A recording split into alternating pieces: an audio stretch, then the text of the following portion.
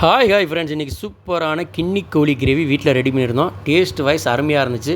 ஆனால் இதில் ஃபைனலாக ஒரு மிஸ்டேக் பண்ணிட்டேன். அது என்னங்கிறத கடைசியாக சொல்கிறேன். நம்ம பாத்திமா பிராய்லர்ஸில் இன்றைக்கி சூப்பரான கின்னி கோழி வந்திருக்குன்னு சொன்னார். அதை இன்றைக்கி டேஸ்ட் பண்ணி பார்த்துலான்னு வாங்கினோம். இந்த கோழியோட சிறப்பு என்னன்னு கேட்டிங்கன்னா, உடம்புக்கு நல்லது, எலும்புக்கு நல்லது. ஆனால் இந்த கோழியை வீட்டில் வளர்த்திங்கன்னா பாம்பு, பூச்சி எதையுமே உள்ளே நுழைய விடாது. நம்ம அன்னை பாத்திமா பிராய்லர்ஸில் பார்த்தீங்கன்னா, சிக்கனில் லெக் பீஸ் வேணுமா, போன்லெஸ் வேணுமா, 65 போடுற வேணுமா, நீங்கள் என்ன மாதிரி கேட்டாலும் சூப்பராக வெட்டி கொடுப்பாங்க.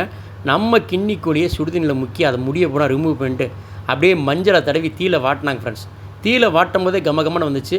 அந்த கீழ்ப்பகுதியை காட்டும் போது புஷ்வான மாதிரி தீ கபகபான்னு எரிய ஆரம்பிச்சிச்சு. அதுக்கு என்ன காரணம்னு கேட்டிங்கன்னா, இந்த கோழியோட கீழ்ப்பகுதியில் தான் கொழுப்பு அதிகமாக இருக்குமா, அதனால அந்த மாதிரி தீ எரிய ஆரம்பிச்சிச்சு. அதுக்கப்புறமா அந்த கோழியை கட் பண்ணி தேவையில்லாத பகுதியெல்லாம் எடுத்துகிட்டு சூப்பராக காமிச்சாங்க. பார்த்தா கொழுப்பும் கரியுமாக இருந்துச்சு. இது பிரியாணி, கிரேவி எல்லாத்துக்குமே சூப்பராக இருக்குன்னு சொன்னாங்க. நம்ம இன்றைக்கி வீட்டில் கிரேவி தான் வைக்க போகிறோம். காலையிலே வாங்கிட்டனால காலையில் இட்லியும் கிரேவியும் பண்ணலான்னு சொல்லி நம்ம ப்ரிப்பேர் பண்ணிட்டோம். பார்த்தா கொழுப்பும் கரிமா சூப்பராக வந்துருந்துச்சு ஃப்ரெண்ட்ஸ். ஆனால் இதில் ஒரு சின்ன மிஸ்டேக் பண்ணிட்டேன். அது என்ன மிஸ்டேக்குங்கிறது இப்போயே சொல்லிடுறேன். குக்கரில் இது 2 விசில் தான் நான் விட்டேன். 2 விசில் விட்டனால கறி மட்டும் கடைசியில் கொஞ்சம் வேகாத மாதிரி ஆயிடுச்சு. நீங்கள் எப்போயுமே இந்த மாதிரி கின்னி கோழி, வான்கோழி, வாத்தெல்லாம் வாங்கினீங்கன்னா குக்கரில் 5 விசில் விட்டுட்டு அதுக்கப்புறம் கிரேவி ப்ரிப்பேர் பண்ணிங்கன்னா நல்லா சாப்பிட்டா டேஸ்ட் அருமையாக வந்திருக்கும். கிரேவி ரெடி பண்ணுறதுக்கு நல்ல கறியை 2 விசில் போடுறது குக்கரில் போட்டு நல்லா வேக விட்டேன் ஃப்ரெண்ட்ஸ். கொஞ்சமாக இஞ்சி பூண்டு பேஸ்ட்டு போட்டு, கொஞ்சம் உப்பு போட்டு, 2 பட்டை, 2 கிராம்பு, கொஞ்சம் ஏலக்காய் போட்டு, கொஞ்சமாக எண்ணெயை ஊற்றி அப்படியே நல்லா குக்கரை மூடி போட்டு, அதுதான் சொன்னேன் பாருங்கள், 5 விசில் விடணும். நான் 2 விசில் தான் விட்டேன். அதுதான் நான் பண்ண மிஸ்டேக்கு.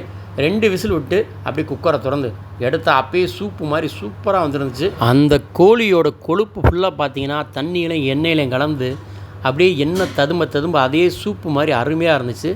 இதுக்கப்புறம் நம்ம கிரேவியை ரெடி பண்ண ஆரம்பிச்சிட்டோம். ஒரு கடாய் எடுத்து கொஞ்சமாக எண்ணெய் ஊற்றி, ஒரு துண்டு பட்டை, மறுபடியும் 2 கிராம்பு, 2 ஏலக்காய், சின்ன வெங்காயம் தாராளமாக போடுங்க. அப்போ தான் கிரேவி, குழம்பு எல்லாமே டேஸ்ட் அருமையாக வரும்.